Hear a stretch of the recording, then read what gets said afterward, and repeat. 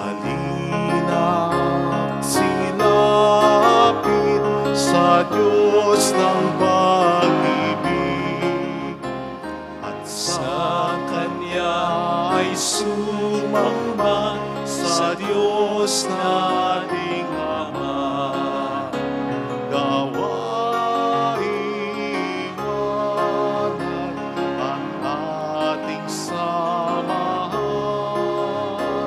ang Diyos ng buhay, Diyos nating gabay. Halina't magsilapit sa Diyos ng pag-ibig, at sa Kanya ay sumamba sa Diyos nating Ama. Sa ngalan ng Ama at ng Anak at ng Espiritu Santo. Amen. Sumainyo po ang Panginoon. At sumaiyo rin. Pasalamatan natin ang Panginoon sa lahat ng kaniyang mga biyaya sa pamamagitan ng misang ito, lalo na sa pamamagitan ng mabuting buhay natin bilang Kristiyano. At upang tayo maging marapat, halina't magsisimula sa ating mga kasalanan. Panginoong Jesus, para sa aming mga kasalanan, sinasadya man namin o hindi, lalo na kung ito'y nakapanakit pa ng aming kapwa, humingi kami ng awa. Panginoon, kaawaan mo kami. Panginoon, kaawaan mo kami. Jesucristo, sa aming mga pagkukulang na maging mabuti, magpasensya, magpatawad, magpakumbaba, humingi kami ng awa. Kristo, kaawaan mo kami. Kristo, kaawaan mo kami. At Panginoon, para sa aming mga intensyon, wala kaming karapatang humingi sa iyo. Pero nananalig kami sa kabutihan mo. Ikaw ang nakakaalam ng lahat ng makabubuti para sa amin. Para dito humingi kami ng awa. Panginoon, kaawaan mo kami. Panginoon, kaawaan mo kami. Kaawaan tayo ng mapagmahal na Diyos. Patawarin sa ating mga sala at patnubayan hanggang sa buhay na walang hanggan. Amen. Iyuko natin ang ating ulo, ibulong sa Panginoon ang ating intensyon, pakisama ang mga kapatid nating may sakit, mga kapatid nating nagtatrabaho sa ibang bansa para sa kanilang pamilya. Panalangin natin ang mga tumutulong sa atin. Manalangin tayo. Ama naming makapangyarihan, ang sinimulan naming kusang pagkapakasakit ay subaybayan mo ng iyong pagkamalasakit upang ang pinagtitiisan ng aming katawan ay maisaloob namin at maganap ng may katapatan sa pamamagitan ni Jesucristo, kasama ang Espiritu Santo magpasa walang hanggan. Amen. Ang salita ng Diyos mula sa aklat ni Propeta Isaías. Ito ang sinasabi ng Panginoon. Ikaw ay sumigaw ng ubos lakas. Ang sala ng bayan ko sa kanila'y ihayag. Sinasamba ako, kunwa'y nahanap, sinusundan-sundan. Parang natutuwang ang kalooban ko'y kanilang malaman. Ibig palabasin na ang gawain nila ay matuwid at di lumilihis sa mga tuntuning aking ibinigay. Wari natutuwang sa aking sumamba at ang hinihingay hatol na matuwid. Ang tanong ng mga tao, Bakit ang pag-aayuno natin di pansin ng Panginoon? Nagugutom lamang tayo, ngunit walang kabuluhan. Ang sagot ng Panginoon, pansariling kapakanan pa rin ang pangunang layunin sa pag-aayuno. Habang ang nag-ayuno, patuloy na inaapi ang mahihirap. Ang pag-aayuno ninyo'y humahantong lamang sa alitan, hanggang kayo-kayo'y nag-aaway-away. Kung ang pag-aayuno ginagawa ninyo ay gayon din lamang, ang inyong pagtawag ay tiyak na hindi ko pakikinggan. Sa inyong pag-aayuno, pinahirapan ninyo ang inyong sarili. Yumuyuko kayong parang damong hinihipa ng hangin. Nagdaramit kayo ng sako at nahigas sa abo. Pag-aayuno ba yan? Akala ba ninyo'y nasisiyahan ako riyan? Ito ang gusto kong gawin ninyo. Tigilan na ninyo ang pang-aalipin. Sa halip ay pairalin ang katarungan. Ang mga api palayain ninyo at tulungan. Ang mga nagugutom ay inyong pakanin. Patuluyin sa inyong tahanan ang walang tirahan. Yaong mga tao na halos hubad na ay inyong paramtan. Ang inyong pagtulong sa mga kasama ay huwag tatalikdan. At kung magkagayon, matutulad kayo sa bukang liwayway. Hindi maglalaot, gagaling ang inyong sugat sa katawan. Ako'y laging sa inyo. Ililigtas kayo at iingatan kahit saang lugar. Sa araw na iyon, diringgin ng Panginoon ang dalangin ninyo. Pag kayo'y tumawag, ako'y tutulong agad. Ang salita ng Diyos. Salamat sa Diyos. Diyos ko, iyong tinatanggap, pakumbabat pusong tapat. Diyos ko, iyong tinatanggap, pakumbabat pusong tapat. Ako'y kaawaan, umahal kong Diyos. Sang-ayon sa iyong kagandahang loob, mga kasalanan ko'y iyong pawiin. Ayon din sa iyong pag-ibig sa akin. Hugasan mo sana ang aking karumhan. Dalisayin mo ang aking kasalanan. Diyos ko, iyong tinatanggap, pakumbabat pusong tapat. Ang pagsalansang ko ay kinikilala. Laging nasa isip ko at alaala. Sa iyo lang ako pag nagkasalang tunay. Ang nagawa ko'y di mo nagustuhan. Diyos ko, iyong tinatanggap, pakumbabat pusong tapat. Hindi mo na nais ang mga panghandog. Sa haing sinunog di ko nalulugod. Ang handog ko, O Diyos, na karapat-dapat ay ang pakumbabat pusong mapagtapat. Diyos ko, iyong tinatanggap, pakumbabat pusong tapat.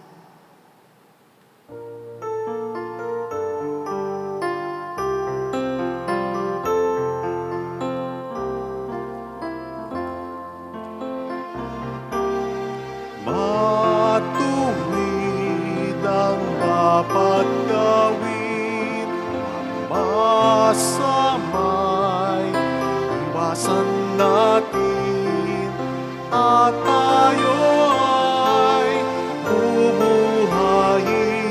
Ang Diyos ay sa atin, atin siyang makakapiling.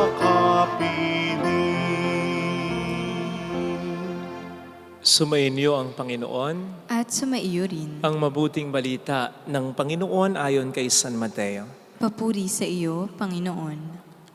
Noong panahong yon, lumapit kay Jesus ang mga alagad ni Juan Bautista at ang wika, "Malimit kaming mag-ayuno, gayon din ang mga Pariseo. Bakit po hindi nag-aayuno ang inyong mga alagad?"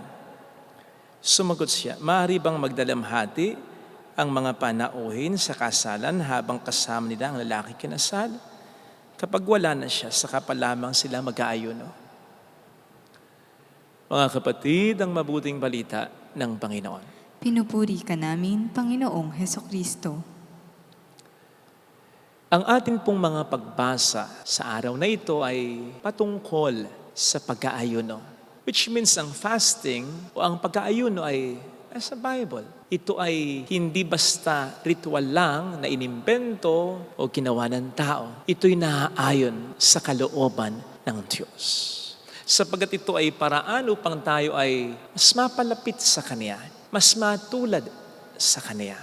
Hindi nga ba't nung nakaraang Ash Wednesday ay nagbigay pa ng tip si Kristo kung papaano natin maayos na gagawin ng pag-aayuno. Sabi niya, kung kayo mag-aayuno, huwag kayong tutulad sa mga mapag-imbabaw. Mag-ayos kayo ng inyong buhok, maghilamos kayo upang hindi magmukha o mahalat lang kayo nag-aayuno. At ang inyong amang nakakakita ng kabutihang ginagawa nyo ng lihim ng inyong pag-aayuno ang siyang gaganti sa inyo.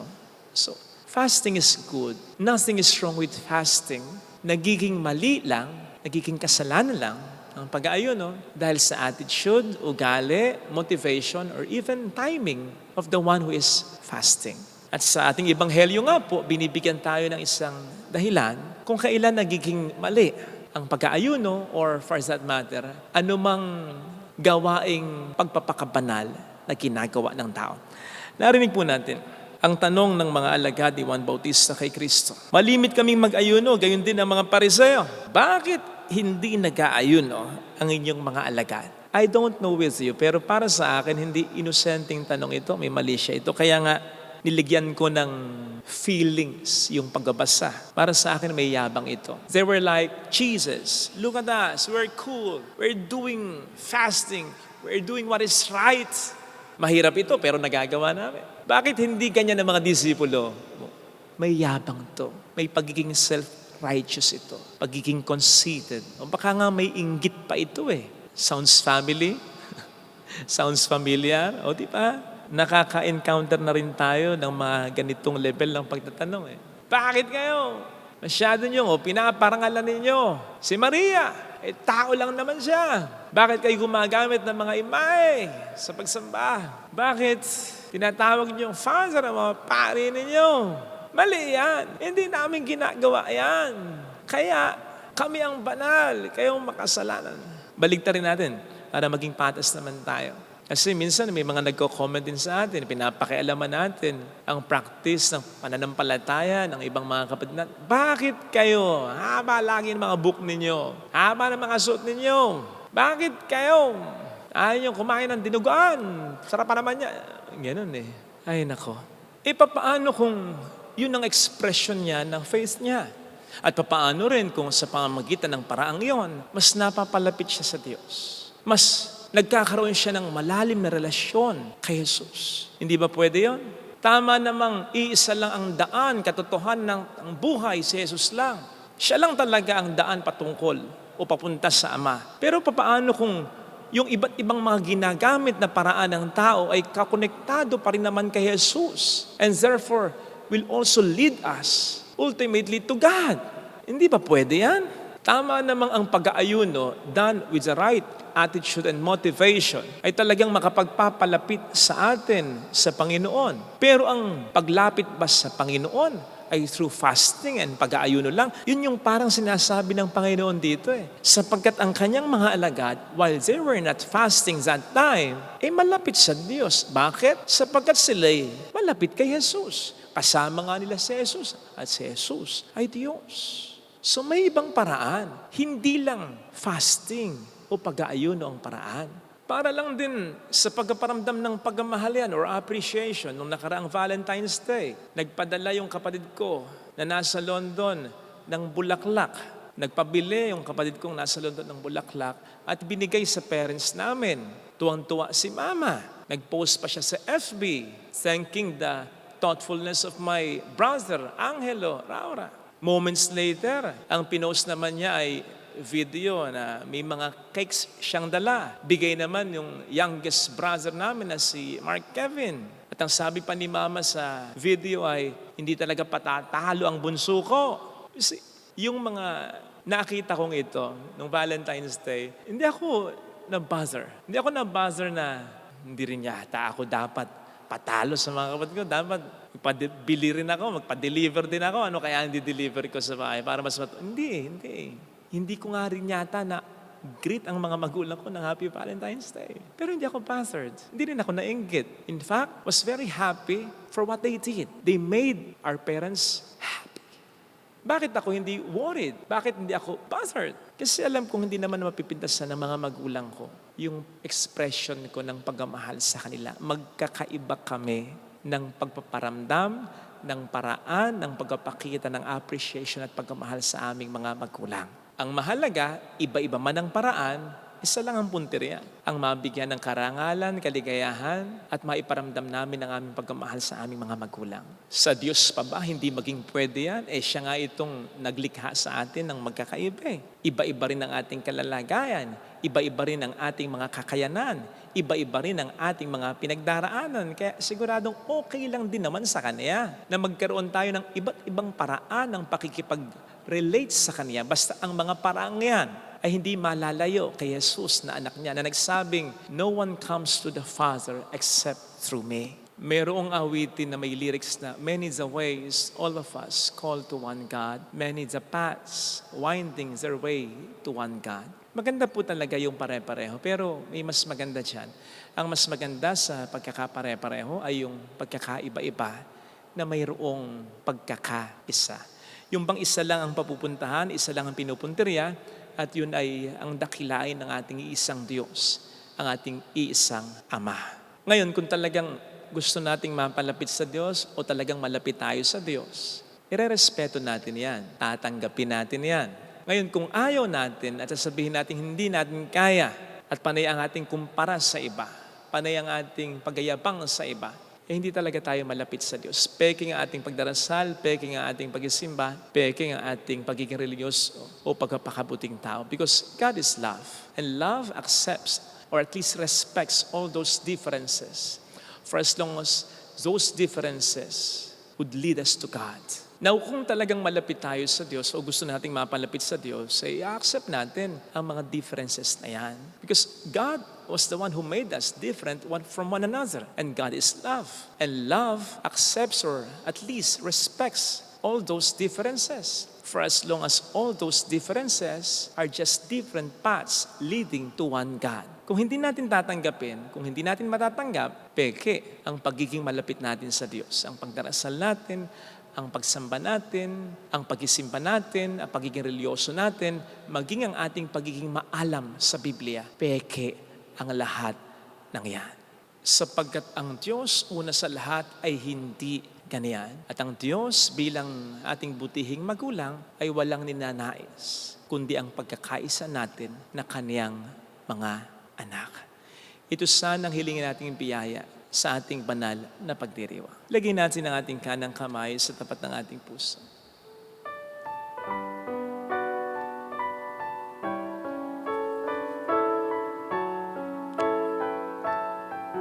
Awitin natin. Alam kong may magagawa ang Diyos.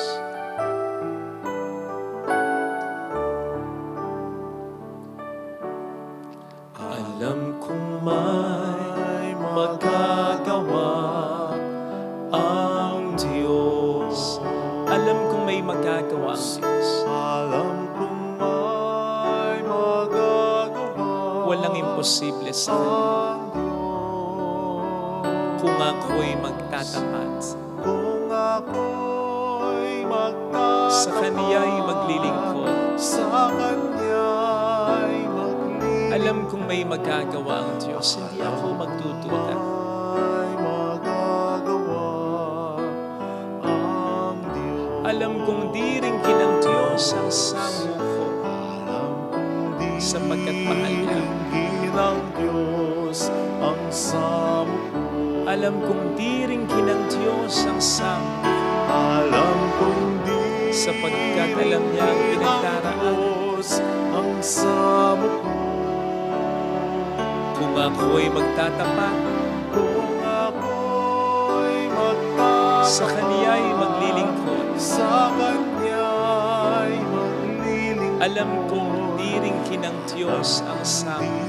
diringin ng Diyos Pikit natin ang ating mga mata. Panginoon, nakikiisa kami sa panalangin mo na magkaisa ang lahat.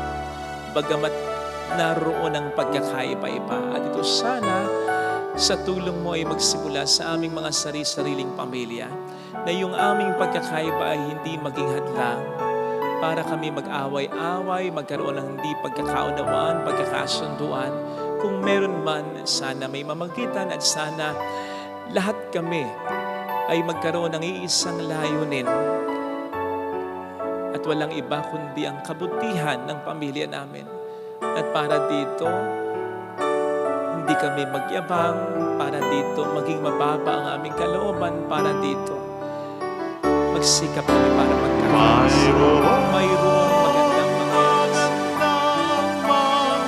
Higit pa sa inaasahan mo, mas mainam yung may pagkakaisa kesa sa tayo ay mag-isa. Mayroong magandang mangyayari sa we are better together.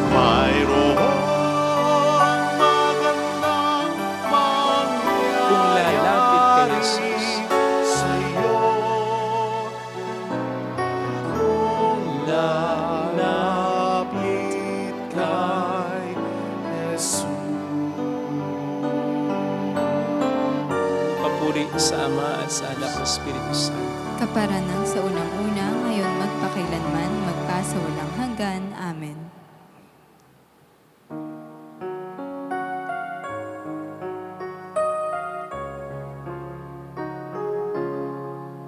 Ang tinapay na ito, sana ay basbasan mo upang ang buhay na ganap ay kamtin ko. O Diyos, narito ang tanging alay ko, at sa kamay mo inihandog ko alak at tinapay, aming pinagpaguran, maging aming buhay tanging sa'yo lamang,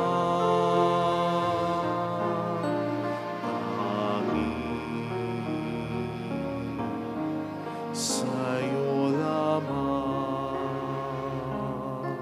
Manalangin tayo, pang ating handog ay maging kalugod-lugod sa Diyos amang makapangyarihan. Tanggapin nawa ng Panginoon itong paghahain sa iyong mga kamay, sa kapurihan niya at karangalan, sa ating kapakinabangan at sa buong sambayanan niyang banal. Ama naming lumikha, iniaalay namin ang aming ginaganap sa 40 araw na paghahanda bilang aming hain na nagpapaging dapat na iyong kalugdan ng aming kalooban at nagdudulot ng kakayanan ng pagtitimpi namin sa pamagitan ni Jesucristo. Kasamang Espiritu Santo magpasa walang hanggan. Amen. Sumainyo ang Panginoon. At sumaiyo rin. Itaas sa Diyos ang inyong puso at diwa. Itinaas na namin sa Panginoon. Pasalamatan ng Panginoong ating Diyos. Marapat na siya'y pasalamatan. Ama naming makapangyarihan, tunay ngang marapat na ikaw ay pasalamatan sa pamamagitan ni Jesucristo na aming Panginoon. Pinibigyan mo kami ng bagong pagkakataon upang ganapin ang paghahanda ngayon para sa pagdiriwang ng muling pagkabuhay. Kaisa ng iyong anak na minamahal, aming nilalaan, panahon, talino't yaman, para ganapin ang iyong kalooban ng kapwa-tao ilubos sa damayan. Sa pagdiriwang namin sa aming pagsilang bilang mga kaanib ng iyong sambayanan, kami iyong pinagkakamit ng katayuang ganap sa pagtatangkilik. Kaya kaisa ng mga anghel na nagsiawit ng papuri sa iyo ng walang humpay sa kalangitan, kami nagbubunyi sa iyong kadakilaan. Santo, Santo, Santo, Panginoong Diyos ng mga hukbo, napupuno ang langit at lupa ng kadakilaan mo. Hosana sa kaitaasan. Pinagpala ang naparito sa ngalan ng Panginoon. Hosana sa kaitaasan.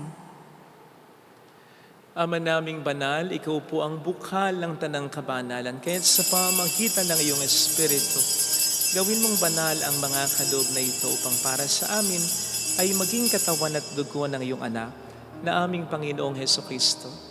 Bago niya pinagtiis ang kusang loob na maging handog, hinawakan niya ang tinapay, pinasalamatan kaniya, pinaghati-hati niya iyon, iniabot sa kaniyang mga alagad at sinabi, Tanggapin ninyong lahat ito at kanin. Ito ang aking katawan na ihahandog para sa inyo.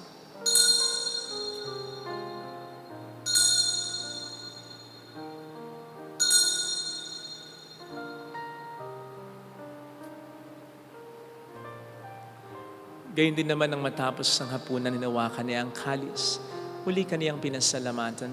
Iniabot niya ang kalis sa kaniyang mga alagad at sinabi, tanggapin ninyong lahat ito at inumin.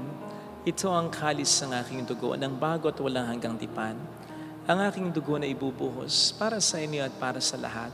Sa ikapagkapatawad ng mga kasalanan, gawin niyo ito sa pag-alala sa akin.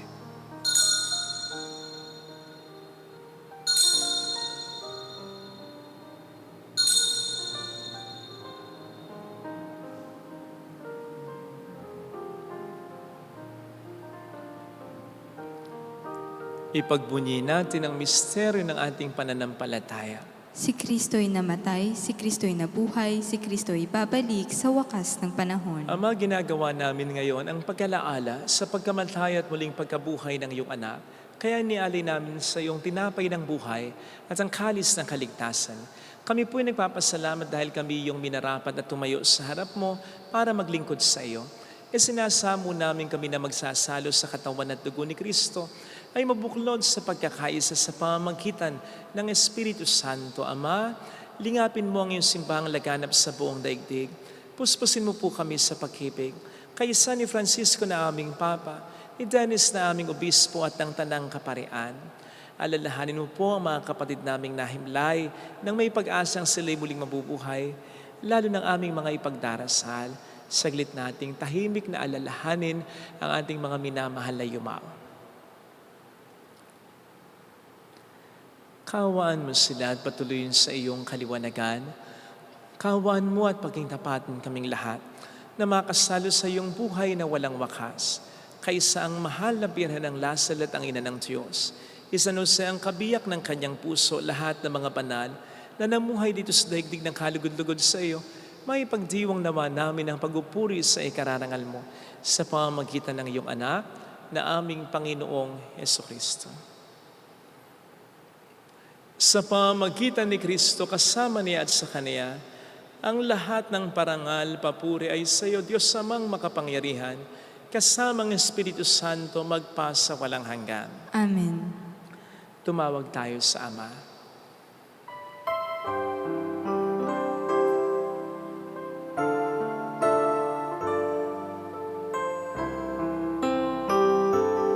Ama namin, sumasalangit ka, sambahin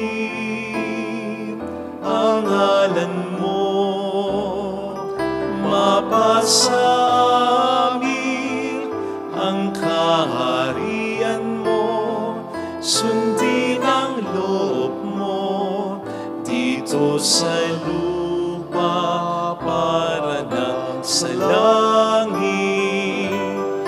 Bigyan mo kami ngayon ng aming kakanin sa araw-araw at patawarin mo kami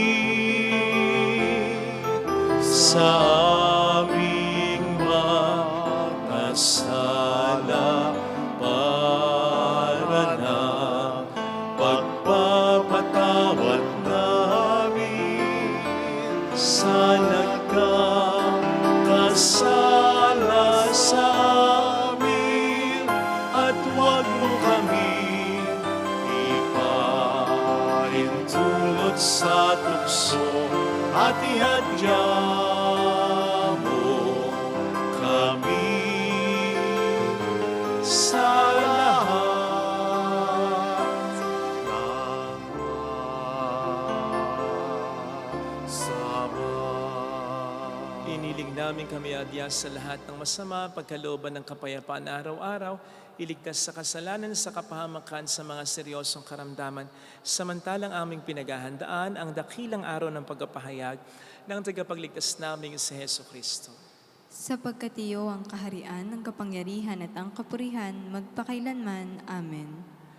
Panginoong Jesucristo, sinabi mo noon, sinasabi mo rin sa amin dito ngayon, kapayapaan ang iniiwan ko sa inyo, aking kapayapaan ang ibinibigay ko. Tunghayin mo ang aming pananampalataya, huwag ang aming pagkakasala. Pagkalooban mo po kami ng kapayapaan at pagkakaisa ayon sa iyong kalooban, kasama ang Espiritu Santo magpas sa walang hanggan. Amen. Ang kapayapaan ng Panginoon ay sumainyo nawang lahat. At sumaiyo rin. Magbigayan tayo ng kapayapaan sa isa't isa. Peace be with you. Kapayapaan. Kordero ng Diyos, Na nag-aalis ng mga kasalanan ng sanlibutan, maawa ka sa amin. Kordero ng Diyos na nag-aalis ng mga kasalanan ng sanlibutan, maawa ka sa amin.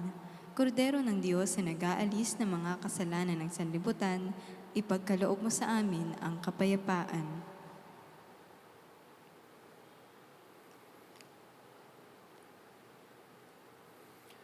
narito sa harap natin ng Panginoon ang ating buhay at kaligtasan. Mapalad tayong inaanyayahan.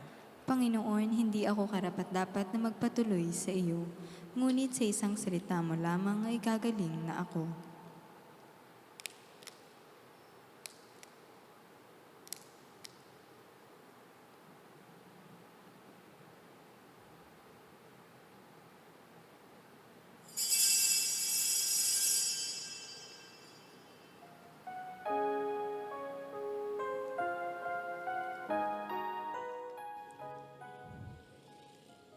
Panalangin para sa espiritual na pakikinabang. Panginoong Hesus, ako ay naniniwala na ikaw ay nasa kabanal-banalang sakramento. Iniibig kita ng higit sa lahat at ninanasa kong tanggapin ka sa aking kaluluwa. Sapagkat sa mga sandaling ito, hindi kita matatanggap sa sakramento. Tumuloy ka sa espiritu sa aking puso. Niyayakap kita na parabang naririto ka na. Inaalay ko ng buong buo ang aking sarili sa iyo. Huwag mong hayaang mawalay ako sa iyo. Amen. Atin at tayo'y sa Kanya.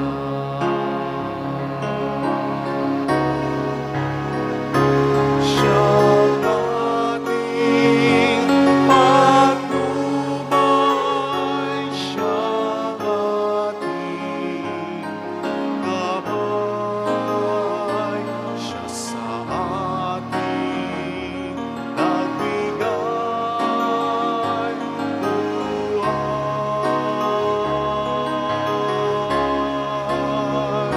Si Jesus ang katotohanan, si Jesus ang daan,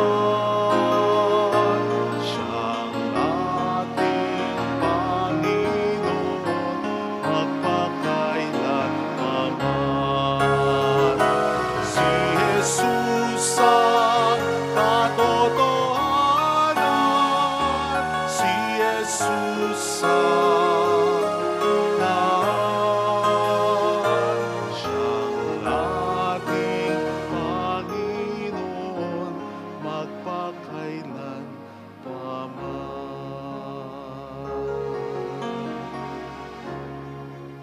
Manalangin tayo.